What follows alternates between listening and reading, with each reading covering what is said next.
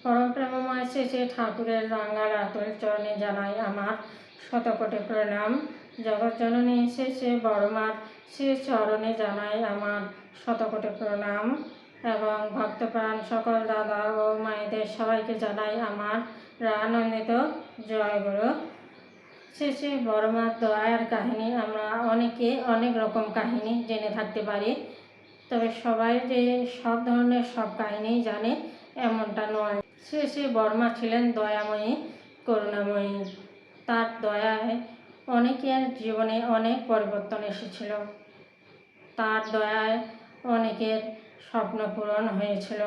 ঠিক তেমনি শ্রী শ্রী বড়মার দয়ায় অরুণের জীবনে ঘটেছিল এক আশ্চর্য পরিবর্তন। সেই নিয়েই আজকের আলোচনা। এই অরুণ ছিল সরোজিনী মায়ের ছেলে।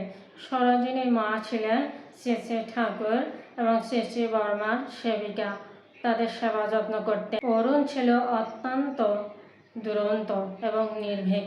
তার প্রতিদিনের একটা অভ্যাস ছিল কি, বড় বড় গাছের মগ ডালে চড়ে বসে থাকা আর পদ্মার উত্তাল স্রোতে সাঁতার কেটে পার হতো এপার থেকে ওপারে। তার এতটুকুও ভয় ছিল না হাঙ্গর কুমিরের। আর কোনো সহযোগী বন্ধু যদি তার নামে তার মায়ের কাছে যদি মালিশ করতো, তাহলে কিন্তু তার আর কোনো রক্ষা ছিল না। সে ঢিল ছুঁড়ে মাথা ফেটে দিয়ে দৌড়ে পালিয়ে যেত। তারপর অরুণের আরেকটা নেশা ছিল। তার আরেকটা নেশা ছিল সাপ ধরার নেশা।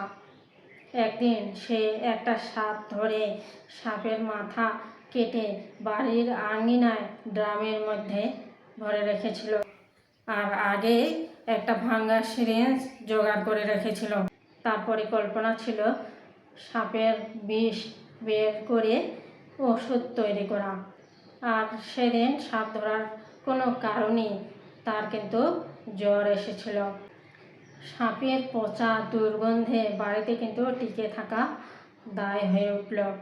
আর একদিন সাপ ধরে মেরে কেটে সে তার সহযোগী বন্ধুর মুখের কাছে ধরে বলল, তোর গায়ে লাগিয়ে দেব।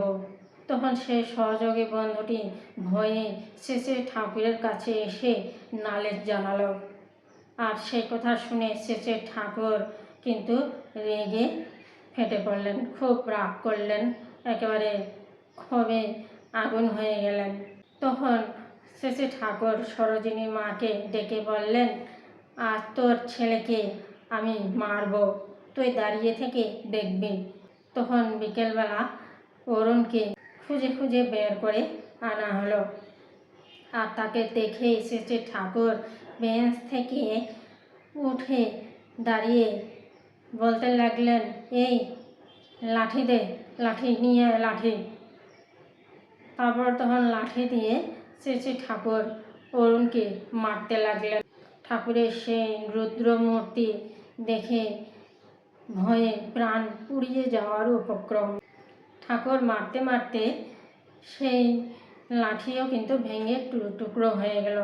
তারপর কিন্তু তিনি আরও চাইতে থাকলেন, নিয়ে আয় লাঠি, নিয়ে আয়। আর এদিকে অরুণ কাঁদো কাঁদো সুরে বলতে লাগলেন যে, ঠাকুর আর করবো না ঠাকুর। তারপরেও কিন্তু ঠাকুর তার কোনো কথা শোনেননি। সেদিন কিন্তু ঠাকুর ছিলেন নির্দয়, নির্মম, নিষ্ঠুর। ভেঙে গিয়েও তিনি আরও চাইলেন। তখন নিয়ে আসা হলো কঞ্চি, বাঁশের কঞ্চি নিয়ে আসা হলো। আর সেই বাঁশের কঞ্চি দিয়েই অরুণকে মারতে শুরু করলেন। তারপর অরুণকে বাবলা গাছের ডালে দু হাত বেঁধে তার পা দুটো শূন্যে ঝুলিয়ে রাখা হলো। আর সেই কঞ্চি দিয়ে ঠাকুর মারতে লাগলেন। মারতে মারতে কঞ্চির খোঁচা ঠাকুরের হাতে লেগে ঠাকুরের হাত কেটে রক্ত পড়তে লাগলো। তারপরেও ঠাকুর কিন্তু থামলেন না, মারতে থাকলেন। আর এদিকে তখন করুণাময়ী শ্রী শ্রী বড়মা মাথার ঘোমটা একটুখানি টেনে সরিয়ে দিয়ে ছুটতে ছুটতে চলে এলেন ঠাকুরের কাছে, যেন দাবানলের পাশে মন্দাকিনীর ধারা। তখন শেষে বড়মা ঠাকুরের হাত চেপে ধরেই বললেন, আর মেরো না গো, ও আর দুষ্টামি করবে না, তোমাকে আর মাকে ছেড়ে সে কোথাও যাবে না, খুশি করবে তোমাদের। তারপর ঠাকুর ফেলে দিলেন কঞ্চিটা আর অরুণের বাঁধনটা খুলে দিতে বললেন। তখন শেষে বড়মা অরুণকে কোলে নিয়ে ঘরের সিঁড়িতে বসে তার ঘর্মাক্ত শরীরটা মুছে দিতে লাগলেন শাড়ির আঁচল দিয়ে। তারপর শেষে ঠাকুর অরুণকে জিজ্ঞাসা করলেন, বল মেট্রিক পাস করবে কিনা। তখন অরুণ কাঁদো কাঁদো সুরে বললেন যে চেষ্টা করব। তারপরও কিন্তু ঠাকুর খুশি হলেন না এই কথায়। তখন ঠাকুর বললেন যে চেষ্টা করা নয়, পাস করবে কিনা বল। তখন অরুণ বলল যে হ্যাঁ, আমি মেট্রিক পাস করব। তারপরেই সেই দিন থেকে অরুণের জীবনে আশ্চর্য পরিবর্তন ঘটল। শেষে বড় মায়ের একটা অনুনয়ই তার জীবনে বিশাল পরিবর্তন চলে আসলো।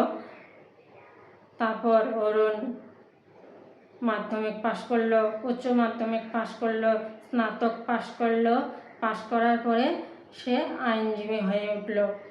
তারপর অরুণ হয়ে উঠল সুনিয়ন্ত্রিত সংযমী চরিত্রের মানুষ। এখান থেকে আমরা দেখতে পাচ্ছি শেষে বড়মার একটি বিশাল বড় দয়ার কাহিনী।